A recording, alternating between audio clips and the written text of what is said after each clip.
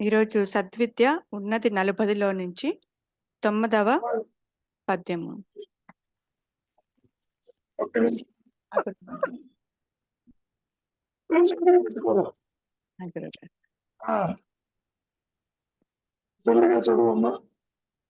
ఈరోజు సద్విద్య ఉన్నతి 40లో నుంచి 9వ పద్యము. ద్వంద్వములు త్రిపుటులు. ద్వంద్వములు త్రిపుటులు ఎప్పుడునూ ఒక దానిని ఆశ్రయించి ఉండునవి. అది ఏది అని వెదకి మనస్సులో చూడగా అవి వీడును. చూచిన వారే తత్వమును చూచిన వారు, కలత నొందని వారు. అర్థం ఏంటమ్మా?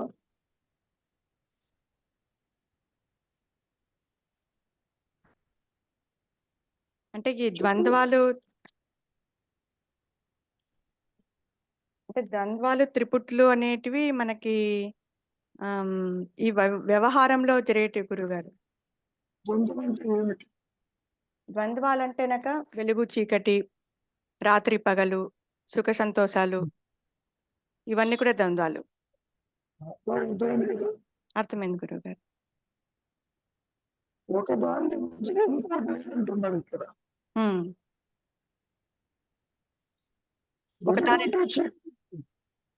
గురుగారు సత్యం అంటే అసత్యం ఉంటుంది. గురుగారు నిత్యం ఉంటే అనిత్యం ఉంటుంది. అవును అవును గురుగారు. ఇవన్నీ కూడా మానసికమైన ధోరణి. సరే, త్రిపుటి అంటే జ్ఞాత, జ్ఞేయము, జ్ఞానము. అంటే చూచేవాడు, చూడబడేది, చూచుట, అలాగా ఉన్నాయి. ఈ మూడు కూడా కలిసే ఉంటాయి.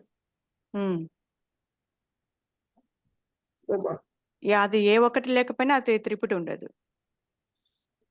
ఏమంటారు ఇప్పుడు అల్టిమేట్ గా? ద్వంద్వాలు త్రిపుటులు ఎవ్వడును ఒకదానిని ఆశ్రయించి ఉండనవి ఎప్పుడును. అది ఏది అని వెదకి మనసులో చూడగా అవి వీడును.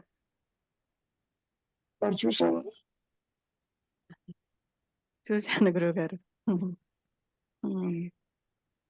అంటే ఇవన్నీ కూడా మానసిక ధోరణి తప్ప, అంతే.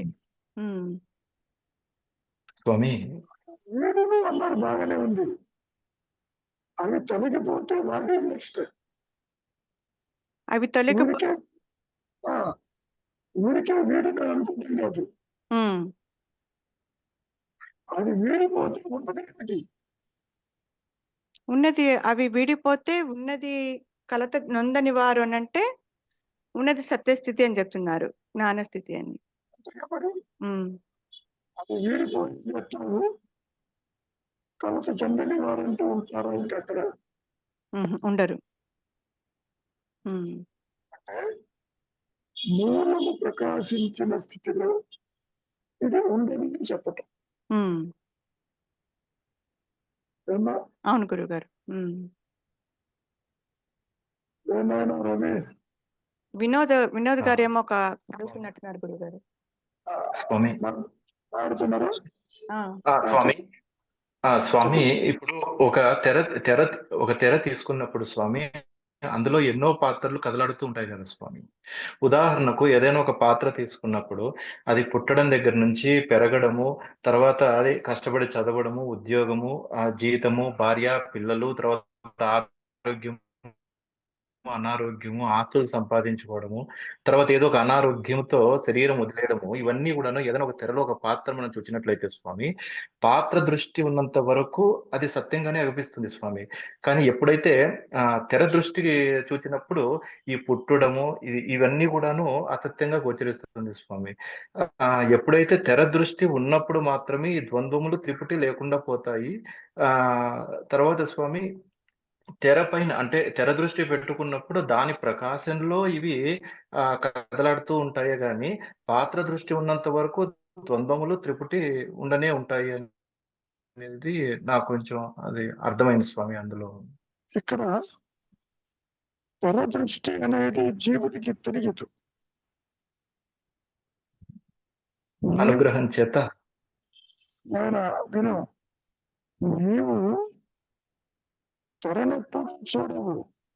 సినిమాకి పోతే తరం చూడని కదవు, బొమ్మ చూడని చెప్తావు. ఎందుకని?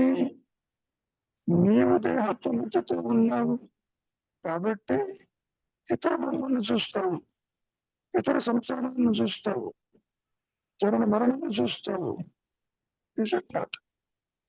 అవును స్వామి.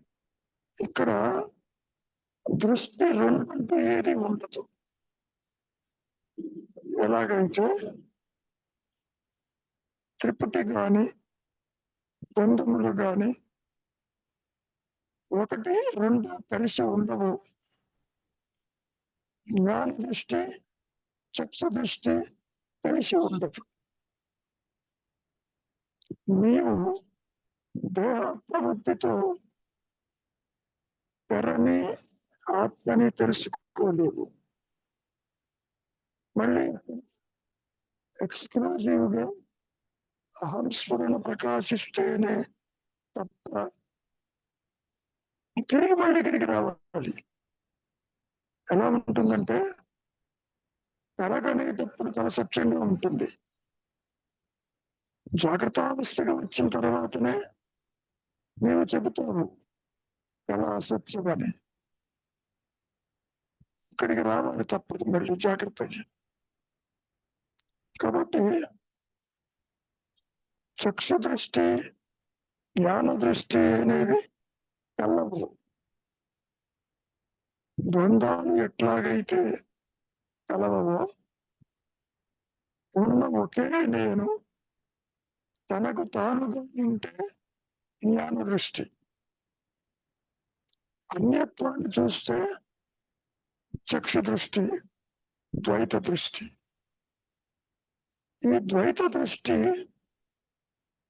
జ్ఞానం లేకుండా ఉండదు, కానీ ఆత్మ దృష్టి, ఆత్మ జ్ఞానము ద్వైతం లేకపోయినా ఉంటుంది, సృష్టి లేకపోయినా ఉంటుంది.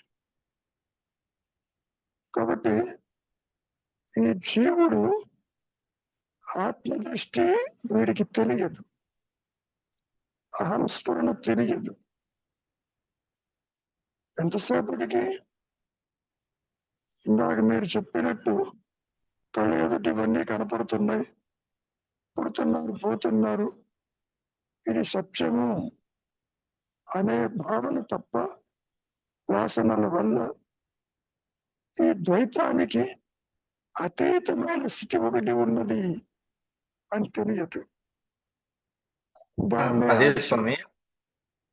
చెప్పనైనా అదే స్వామి. ఒకవేళ అనుగ్రహం చేత ఆ తెర దృష్టి మనకు అబ్బినప్పుడు స్వామి, అప్పుడు నీకప్పుడు నిన్ను అట్టి పెట్టి తెర దృష్టి రాదు నీకు. ఇది ఎవరైనా అవ్వడం అంటే అక్షరాలు నేర్చుకోవడం అమ్ముతుంది. మ్యాథమెటిక్స్, ఫిజిక్స్, కెమిస్ట్రీ అమ్ముతాయి. నేర్చుకుంటే ఆత్మజ్ఞానము నేర్చుకునేది కాదు, బుద్ధికి అందదు, ద్వైతానికి అందదు. జీవుడికి ఎందుకు అందదు? జీవుడు లేదు అక్కడ, ఉన్నది ఆత్మ, లేనిది సృష్టి. లేనిది అంటే స్వయం ప్రకాశము లేనిది. ఎంత కష్టపడినా చంద్రుడు తన తేజస్సుని, వెలుగుని సూర్యుని వల్ల తెలుసుకోలేడు. చంద్రుడు ఈజ్ ఈక్వల్ టు అహంకారం, మనస్సు. ఇక్కడ ఈ మనస్సు ఏ విధంగా ప్రవర్తిల్లుతుందో తెలియదు, దేని వల్ల ప్రవర్తిల్లుతుందో తెలియదు. అసలే ఇది ఆభాస కాంతిలో ఉంటుంది. తమాషగా ఏంటంటే ఆత్మ నుంచి వచ్చినటువంటి ఒక రిఫ్లెక్షన్ అను, ఒక రేవ్ అను అక్కడ ఇది ప్రకాశిస్తుంది. ఇదిగో చంద్రకాంతి సూర్యకాంతి వల్ల వచ్చినట్టుగా అని మనం చెప్పుకోవడానికి ఉదాహరణ. కాబట్టి వ్యక్తిగత ఆత్మ అనుభవం ఉండదు. తెలిసిన వారే ఇందాక చెప్తున్నది ఎవరైతే పొందాలు త్రిపుటులు లేవని ఎలా తెలుసుకుంటాడు? ఇందాక మీరు అన్నది అనుగ్రహం చేత ఆత్మ ప్రకాశించాలి. తిరిగి ఇక్కడికి వచ్చినప్పుడు ఇది లేదని తెలుస్తుంది. కలగంటున్నంతసేపు నాయన స్వామి కలగంటున్నంతసేపు కళ సత్యంగా ఉంటుంది. పొరపాటున కూడా కళ అసత్యమని తెలియదు. జాగ్రత్త అవస్థ కూడా కళ వంటిది. ఇది కూడా సత్యంగా ఉంటుంది. ఎప్పుడైతే అవస్థాత్రయములకి అతీతంగా నీ సహజత్వము అనుగ్రహంతో అది ప్రకాశించినప్పుడు సృష్టి ఏర్పడుతుంది. కానీ నువ్వు తెచ్చుకున్న ప్రారంభం ఉంటుందిగా, తిరిగి దేహము సంసారము ఇతరులు కనపడతారు. అప్పుడు చెబుతాడు ఇది విడిగా లేదని, ఉన్నది జ్ఞానమని. అంతే తప్ప దేహాత్మ బుద్ధితో సత్యము గ్రహించటం కుదరదు. ఈ రెండు ఆపోజిట్స్. వ్యక్తిత్వ భావం ఉన్నంత వరకు ద్వంద్వములు త్రిపుటి మనము ఉంటుంది. సో ఉంటుంది. దీనంతటా ఇది వ్యక్తిత్వ భావన నష్టం కాదు. నువ్వు ఎంత విచారించినా, ఎంత లోపలికి వెళ్ళినా, ఎంత మౌనానికి వచ్చినా ఇది నష్టము కాదు. ఇది ఎప్పుడు నష్టమవుతుంది? ఒక్క ఆత్మ ప్రకాశంతోనే పోతుంది. చీకటి దానంతటిది నష్టం కాదు. అజ్ఞానము దేహాత్మ బుద్ధి దానంతటిది నష్టం కాదు. స్వరూప జ్ఞాన ప్రకాశంతోనే ఇది పోతుంది. అంటే ఎందుకు? ఒకటే నేనుంది కాబట్టి. రెండు నేను లేవు. దేహాత్మ బుద్ధి నేనుతో ఆత్మ నేను తెలుసుకోవడం జరగదు. ఆత్మ ప్రకాశంలో ఈ త్రిపుటి జీవుడు జగత్తు ఈశ్వరుడు ఎగిరిపోతారు. ఇది నా అనుభవం, ఆత్మ అనుభవం. అక్కడ మనం కమ్యూనికేట్ చేయలేము, కుదరదు. ఎందుకని? ఆత్మగణ్యంగా ఏమీ లేదు. జీవుడికి అంతా అన్యమే. ఇక్కడ దేహమన్యం, సంసారమన్యం, ఇతరులన్యము, దైవమన్యము, జగత్తన్యము. చివరికి ఆత్మ కూడా అన్యమే వీడికి, జీవుడికి. అందుకే స్వామి, నాకు అప్పుడు తెలియదు. ఏమన్నా తత్వమును చూచిన వారు అనంటే అనుగ్రహం చేత ఆత్మ ప్రకాశింపబడింది. సూచన ఏంటంటే ఆత్మగా నిలిచిన వారు అని మనం చెప్పుకోవటం. వ్యక్తిగతంతో ఉన్న ఆత్మగా ఉండలేదు. చూచుట అంటే నోయింగ్ ఆర్ బీయింగ్, ఎక్స్పీరియన్సింగ్ అంతా ఆత్మకి సంబంధించింది. చూడటానికి దేహం ఉంటుంది. మృత మనస్సు కలిగి ఉంటారు వారు. జ్ఞానమే వాళ్ళ స్వరూపంగా ఉంటుంది. అందుకే వారిని జ్ఞానులు అనుకుంటాం మాయలో. నిజానికి జ్ఞానులు అజ్ఞానులు ఉంది. సో మూలము నెరిగిన వారు అంటే దేవునితో ఉంటూ అనుగ్రహం చేత ఆత్మ ప్రకాశించినప్పుడు జ్ఞానమే వారి స్వరూపంగా ఉంటారని మాయలో చెప్పుకోవడం. స్వామి, అంతవరకు కలత అనేది ఖచ్చితంగా ఉంటుంది కదా స్వామి. వ్యక్తిత్వ భావం ఉన్నంత వరకు కలత అనేది ఉంటుంది. వ్యక్తిత్వ భావన ఉన్నంత వరకు కలత అయితే ఇక్కడ దాని రివర్స్ గా చెప్పు. ఆత్మ ప్రకాశించినంత వరకు ఇది కల సత్యంగా ఉంటుంది. ఓకే. దీనికి ఉనికి లేదు, అసత్యానికి ఉనికి లేదు. అంటే ఒక దాని మీద ఆధారపడి కనబడుతుంది. జీవుడు, జగత్తు, ఈశ్వర భావనలు మూడు ఎగిరిపోతాయి నాయన ఉండు. అంటే ఒకటి నేను ఉంటుంది కాబట్టి తనకు తాను ఉంటే అన్యత్వం ఉండదు. అన్యత్వం ఉంటే తనకు తాను ఉన్న జీవుడికి తెలియదు. అందుకనే నా ఆత్మ తెలియదంటారు. అవును స్వామి. ఇంకేమైనా ఉందా? ఏం లేదు స్వామి. ఓకే. ఏమైనా రవి? గురువు గారు, సంథింగ్ అంటే అదే ఈ ద్వంద్వాలు గాని, ఈ త్రిపుటి గాని, ఇవన్నీ దేనికి సంబంధించినవి? మనస్సుకే కదా గురువు గారు. అంటే ఆ ఈ మనస్సునే చెప్తుంది నేను సుఖపడ్డాను, దుఃఖపడ్డానని, నేను ఇష్టపడ్డానని, నాకు వాళ్ళ మీద అయిష్టమని, వీళ్ళ మీద ప్రేమ ఉందని, రాగం ఉందని, ద్వేషం ఉందని, ఇవన్నీ ద్వంద్వాలన్నీ మనస్సుకి సంబంధించినవే. అలానే ఈ త్రిపుటి కూడా ఈ వ్యక్తిత్వానికి సంబంధించిందే. అంటే ఈ వ్యక్తిత్వం ఉన్నంత వరకు అది ఉంటే చూపు ద్వారా దృశ్యాన్ని, విషయాన్ని గ్రహిస్తూ ఉంటాడు. ఈ మూడు చూడబడేది, చూడబడే వస్తువు, చూపు, ఈ మూడు కలిసే ఉంటాయి. ఈ వ్యక్తిత్వం అంటేనే ఈ త్రిపుటితోనే కలయిక ఉంటుంది ఈ మూడు. అలానే ఈ మనస్సు ఉండబట్టే వీడికి ఇవన్నీ ఈ ద్వంద్వ భావనలు, ద్వయీభావం ఏర్పడింది. అందుకే భేద దృష్టి ఏర్పడింది. ఆ భేద ఇతరులని, స్త్రీ అని, పురుషులని, అక్కడే ఆ భేద దృష్టి ఏర్పడింది. అక్కడే ద్వయీభావం ఏర్పడింది ఈ దేహాత్మ బుద్ధి వలన. అంటే అల్టిమేట్ గా లేని అహంకారానికే ఇవన్నీ, ఈ వ్యక్తిత్వాన్ని అయినా, ఈ ద్వయీభావమైనా, త్రిపుటైనా, ఈ అందుకే భగవాను అది ఉన్నదేమో గమనించు అంటున్నారు. అంటే నువ్వు ఆ మనస్సు, నువ్వు కొంత సుఖపడ్డావు, మనస్సు అంటే మనస్సు ఇప్పుడేమో సుఖం అంటున్నావు, మన కొంతసేపటికి దుఃఖం అంటున్నావు. ఇలా ఈ సుఖ దుఃఖాలతో అనుభవిస్తున్నా అంటున్నావు కాబట్టి నువ్వు అసలు ఆ మనస్సు ఉందేమో చూడు. ఈ ద్వయీభావం ఎవరికి ఉద్భవించింది అనేది అది భగవాన్ చెప్తున్నారు గురువు గారు. అంటే అల్టిమేట్ గా అది ఆ మా అహంకారం మీరన్నట్టు అది స్వరూప జ్ఞానం ప్రకటితమవుతుంటేనే అది మనకి ఆ సంస్థలు అవుతాడు. కాబట్టి అప్పటిదాకా ఈ ద్వయీభావం ఉంటుంది, ఈ భేద దృష్టి ఉంటుంది. ఆది నుంచి అహంకారం తృణీకరించబడ్డది కాబట్టి అసలు అహంకారం అనేది పుట్టనే లేదంటున్నారు భగవాన్ ఒక పక్కనైతే. కాబట్టి లేని అహంకారానికే ఈ త్రిపుటి, ఈ ద్వంద్వాలు.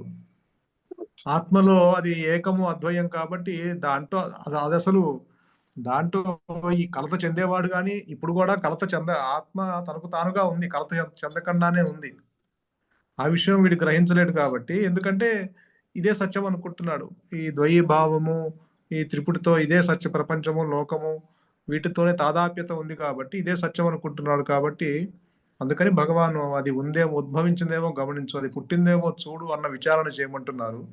బాగానే ఉంది. తనకు తానుగా విచారణ చేసి ఇది లేదని స్థితికి రాగలడు. అది వీటి చేతుల్లో లేదు $1 million వస్తుంది గురువు గారు. నువ్వు దేహాలను చూడు, దేహాలు లేకపోయినా ఉన్నావు కదా, తెలుస్తుంది. ఎప్పటికీ కుదరదు అంటున్నారు కదా గురువు. అసలు ఎప్పటికీ అది ఇంపాసిబుల్ అంటున్నారు. ఎందుకు కుదరదు? అహంకారము ఆది నుంచి తృణీకరించబడింది. లేనివాడు సత్యాన్ని ఎలా తెలుసుకుంటాడు? అది అక్కడ లాజిక్. చెప్పడం చాలా తేలిగ్గా ఉంది. తత్వసి అదేను. అది అంటే ఏమిటో జీవ భావనతో తెలుసుకునేది కాదు కాదు కాదు. అదే ఇప్పుడు కూడా ఇది వీటన్నిటికీ ఆధారమైన వస్తువు దాని గురించి నీవు విచారణ చేసినప్పుడు ఇవి లేవు అని తెలుస్తాయి అంటున్నారు. దాని గురించి ఆధారపడిన విషయం వస్తువు తెలియదుగా, సత్య వస్తువు ఏంటో తెలుసుకోలేవు. గురువు గారు. అది కుదరదు కూడా. దానంతటిది ప్రకాశిస్తేనే తప్ప నీకు వేరే గతి లేదు, మార్గం లేదు. ఇప్పుడు చెప్పుకోవడం తేలికే, మీరు అది ఇది కాదు, ఇది లేదని ఎంత చెప్పినా తనకు తాను నష్టము కాలేదు. ఒక్క వెలుగుతోనే చీకటి పోతుంది. ఇది కొంచెం డిసప్పాయింటింగ్ గా ఉంటుంది. మహర్షి ఎంతో చెప్పాడు, నేను మాట్లాడలేకపోతున్నాను, ఇది ఇంకా ఉన్నట్టు కనపడుతుందని అనుకుంటావు.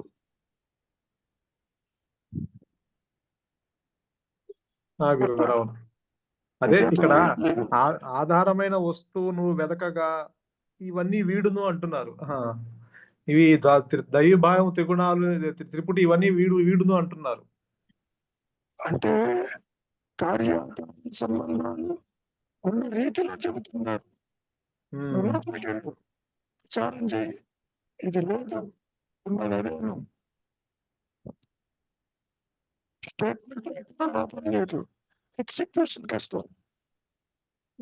గురువు గారు, నీవు వ్యక్తిత్వాన్ని నిలుపుకుంటూ సత్యము దర్శించలేవు, చీకటిని పెట్టుకుంటూ వెలుగుని చూడలేవు. అసలు చీకటి వెలుగుల కన్నా అతీతమైంది కదా గురు. అంటే మనం ఈ ద్వంద్వంలో చీకటి వెలుగు అని చెప్పుకుంటున్నా కానీ వీటికన్నా అతీతంగా ఉంది కదా. అంటే వెలుగు అంటే నీకు అర్థం అవటానికి సూర్యుడిలో చీకటి లేదు. ఎవరు ఉంటున్నాం, సూర్యకాంతితో చీకటి పోయింది అంటున్నాం. రాత్రి పూట లేచి బయట చూస్తే చీకటిగా ఉంది, సూర్యకాంతి వెంటనే చీకటి పోయింది అంటున్నావు. నిజానికి చీకటి లేదు.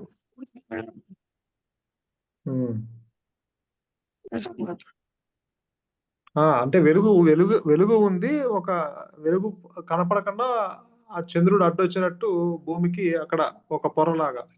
నువ్వు ఎన్ని సైంటిఫిక్ గా చెప్పకుండా గురుగారు, చంద్రుడు ఇది తిరుగుతూ ఉండే చంద్రుడు అదే సూర్యకాంతి, సూర్యుడు తిరుగుతూ కూర్చుంటాడు, సూర్యుడు తిరుగుతూ ఉంటుంది, తిరగండి. గురుగారు, సూర్యుడికి సంబంధం లేదు. ఆగిపోయింది అనుకుందాం, ఏమవుతుందో తెలుసా, వెలుగు ఉంటుంది, రెండో వైపు ఫ్రీజ్ అయిపోతుంది మొత్తం. అంతా హిమాలయస్ ఉంటాయి.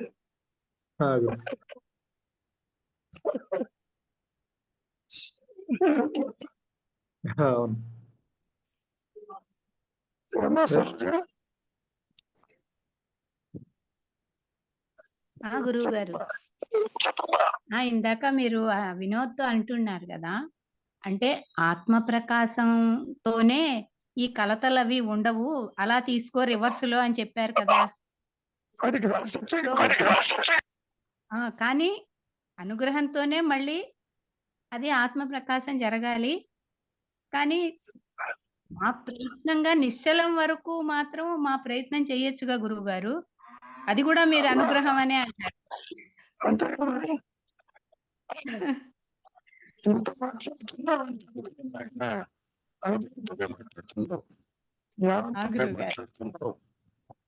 గురువు గారు, దాంతోనే వినగలగడం, చూడటం అన్ని కూడా దాంతోనే జరుగుతోంది. జీవుడి చేతిలో ఏది ఉండదు. గురువు గారు,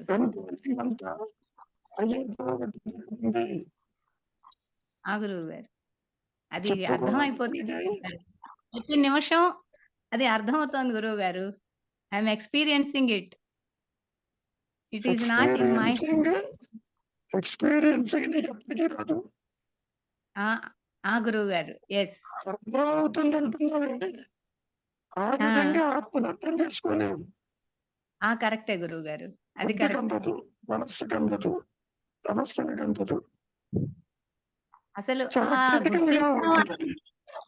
ఆ గుర్తించడం అనేదే ఉండదు కదా ఆత్మ ప్రకాశంలో.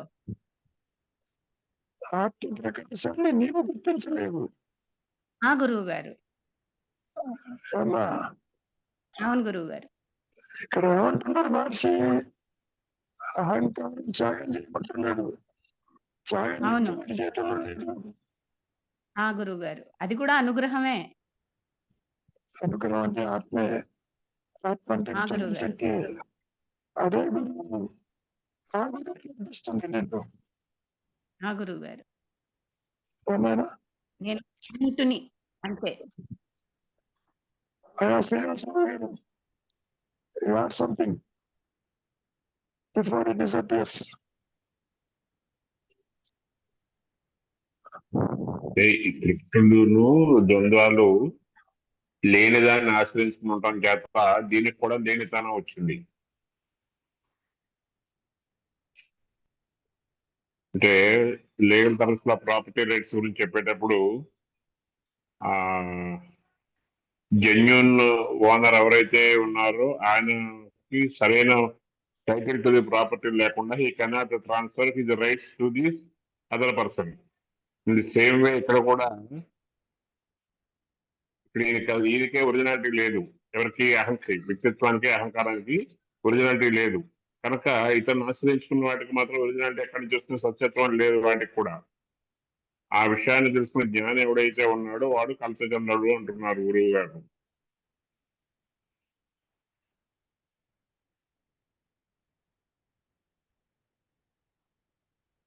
ఇంకేమైనా ఉందా? ఏమన్నా రవి? అదే అంటే ఏమన్నా నేను శ్రీకృష్ణ? నేను లేస్తే సకలము లేస్తుంది, నేను అనుగుతే సకలము అనుగుతుంది అంటూ. అంటే ఇక్కడ వ్యక్తిత్వం లేవటం వల్ల ఇవన్నీ లేస్తున్నాయి గురువు గారు. అంతే కదా. కానీ వ్యక్తిత్వం అనగేది అనేది అది ఎప్పుడు నశిస్తుంది, ఎప్పుడు అనుగుతుంది అనేది వీడి చేతుల్లో లేదు. వాడి చేతిలో ఉన్నది బుద్ధి. బుద్ధి చేత విచారం చేస్తావు. అది కొంతవరకే. వివేకము, విచారము, వైరాగ్యము, విచక్షణ కొంతవరకే. అది కూడా అనుగ్రహం చేతనే నీలో విచారం చేస్తుంది. నీ అంతటి నీవు నష్టము కాలేవు. గురుగారు అందుకని ఏమంటున్నారు? It is self everything. ఆత్మజ్ఞానము హయ్యర్ పవర్ అది అన్ని పనులు చేస్తుంది, నీ చేత చేయిస్తుంది.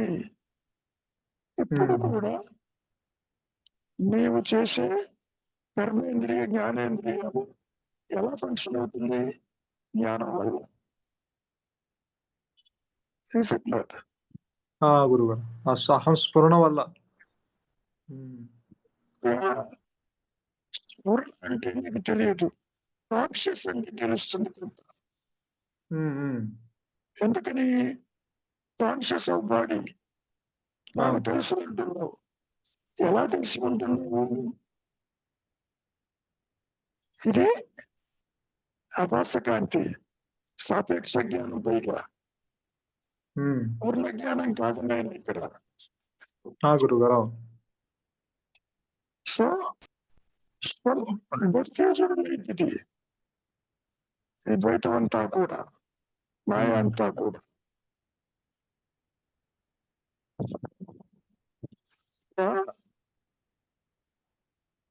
సాగిస్తే మనస్సు లేదు అంటున్నారు. ఎందుకని? ఉన్నది కాన్షియస్నెస్, సాపేక్ష జ్ఞానం అంటూ లేదు. డిఫరెన్స్. గురుగారు ఉంటే కూడా అది మరి అదే సృష్టిలో అది లేకుండా పోతుంది కదా. కొంతసేపు ఉంటే అక్కడ కూడా ఉండాలి కదా. ఈ ద్వై భావమైన త్రిపుటైన అక్కడ లేదుగా. నీవు కాసేపు నిద్రపోతేనే సృష్టి అయిపోయినాయి. అవును అవును, ఏ ద్వంద్వాలు లేవు అక్కడ. నువ్వు అనుకునే సంసారం లేదు, దేహం లేదు, సమస్య లేదు. అవునవును. కాబట్టి భావాలు అవును గురు, ఏ భావాలు లేకుండా ఉంది అక్కడ. చేతనైతే జాగ్రత్త అవస్థలో నిద్రించు, అంటే ఆలోచన లేకుండా ఉండు. The more you are away from thought, you will be near to the reality body.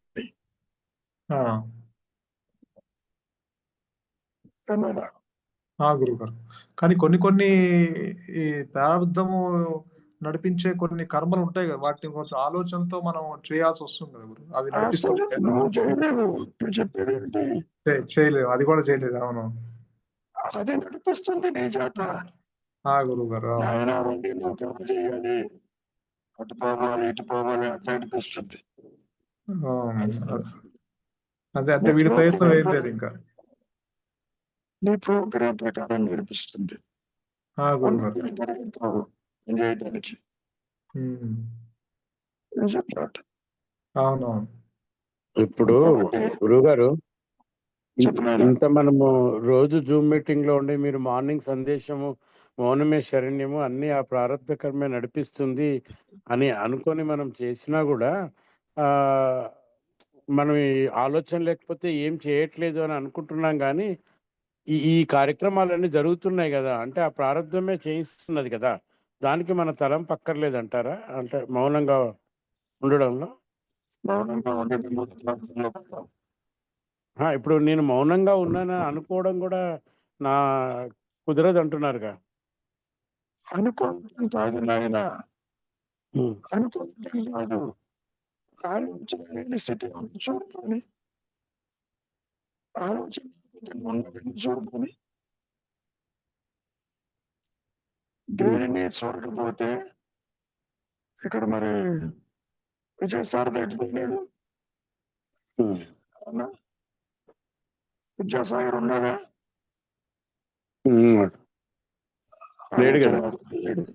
అది పోయింది. సో ఆలోచనే నాయన సృష్టిస్తుంది, ఆలోచన రహితమే సత్యం అక్కడ ఉంటుందని చెప్పుకోవడం మాయలు. ఇవన్నీ మాయమతే, ఇవే సత్యం కాదు.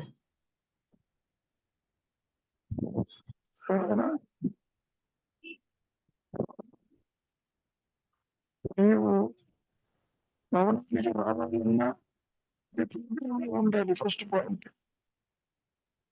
మౌనానికి వచ్చినంత ఆత్మ ప్రకాశించడం ఎక్కడ లేదు. ఎందుకని నిశ్చలంగా ఉంటావు, ఆనందంతో ఉంటావు, దేనిని గుర్తించడం ఉంటావు. జస్ట్ లైక్ నిత్యమై ఉంటావు.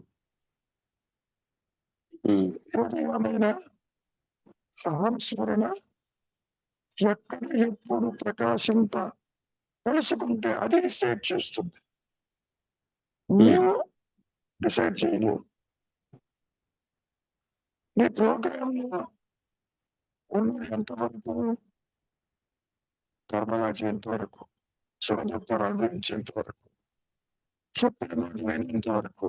అందుకే నువ్వు వచ్చావు ఇక్కడికి. ఏ ప్రోగ్రాం బియ్యం నీ చేతుల్లో ఉండదు, విచారిస్తావు. ఇవన్నీ సైన్ బోర్డ్స్, దీనివల్ల విచారిస్తావు అంతవరకు. ఏమైనా ఇంకేమైనా ఉందా అదృశ్యమైన లోపల? ఏమన్నా పద్మజ, ఏమైనా సంఘర్ష ఏమైనా ఉందా? వినపట్టాలని మాట నాకు. నేను అడగాల్సిన ప్రశ్నకి టైం పడుతుందండి, ఎందుకంటే చెప్పు. నేను మీరు చెప్పినట్టు ఏంటి అని ఇప్పుడు మనం చూస్తాం కదండి. మనం ఈ పెన్ను తీసుకుంటే ఇది నా పెన్ను అంటాం, ఈ చెయ్యి తీసుకుంటే నా చెయ్యి అంటాము, అన్ని నా మనసు అని అనుకుంటాం. మీరు చెప్పినట్టే నేను అదే ఆ దాంట్లో విచారణలో వెళ్తున్నాను. ఆఖరికి వెళ్ళిన తర్వాత నేను ఎక్కడ ఉంది అని వెతుక్కుందామని నేను చూస్తుంటే బ్లాంక్ గా ఏం లేదండి. ఇట్స్ ఎంప్టీ అక్కడ. అక్కడి నుంచి ముందుకు ఎక్కడికి వెళ్ళాలో తెలియట్లేదు. ఒక బ్లాంక్ వెళ్ళిపోయింది అక్కడ. మై అనేది ఏంటి అంటే నాకు తెలియట్లేదు. అది ఎక్కడికి వెళ్ళాలి తెలియట్లేదు. దానికి ఎలా విచారణ అక్కర్లేదు.